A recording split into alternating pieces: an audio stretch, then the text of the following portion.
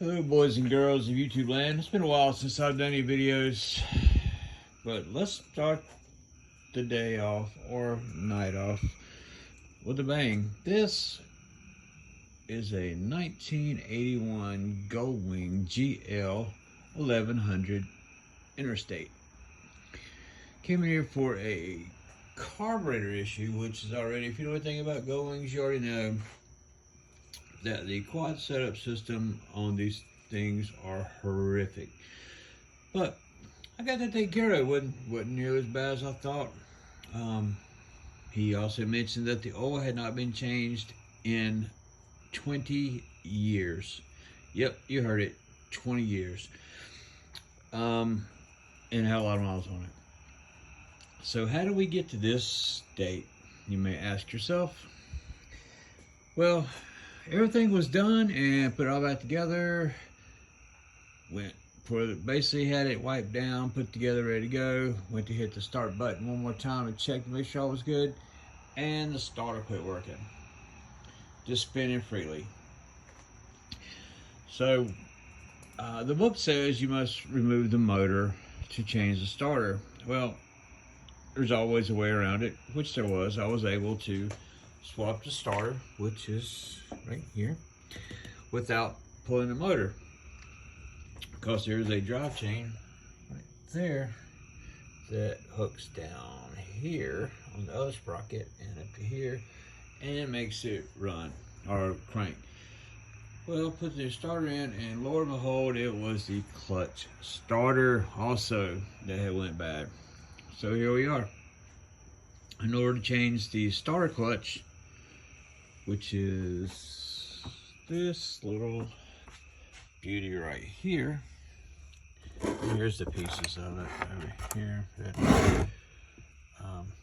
In order to do that, you have to do this, because not only is it on the back, but it's also attached to part of said charging system. So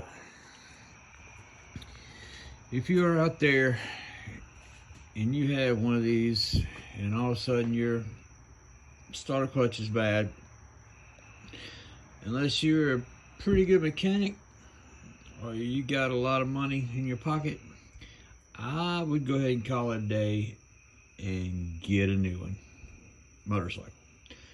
Because even though these bikes will run forever, they're just not worth the money anymore, especially the old 1100s. Since now the 1800s are going, most people move to that. So the 1000s are bringing good money because of the vintage. They're the OGs, but the 1100s, billions of them made, and then they went to the 1200s, and then the 1500s, and then the 1800s. So these are relatively inexpensive.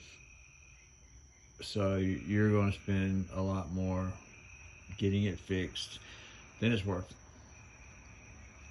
But if you want to spend that dime, hit me up. I'll take it from you, because it is a pain in the hiney. So yeah, so just a little quick going. This is what you got to deal with. Just, well, the book says do it just to change the starter, but in order to change the starter clutch, you definitely have to do it. So while you're in there, you might as well do everything else. Flush the cooling system. You know, if you hadn't, go ahead and clean your carbs, because they're coming off. And pretty much, oh, and just on a side note, like I said, this guy said that it had been, I'm sorry, it was 20,000 miles since it was done, not years, 20,000 miles, sorry. I changed the oil, run it through 2 cycles before the clutch went out, drained the oil, and that's what it looks like. That was brand new oil with less than 4-minute run time. So people, change your oil. Change your oil.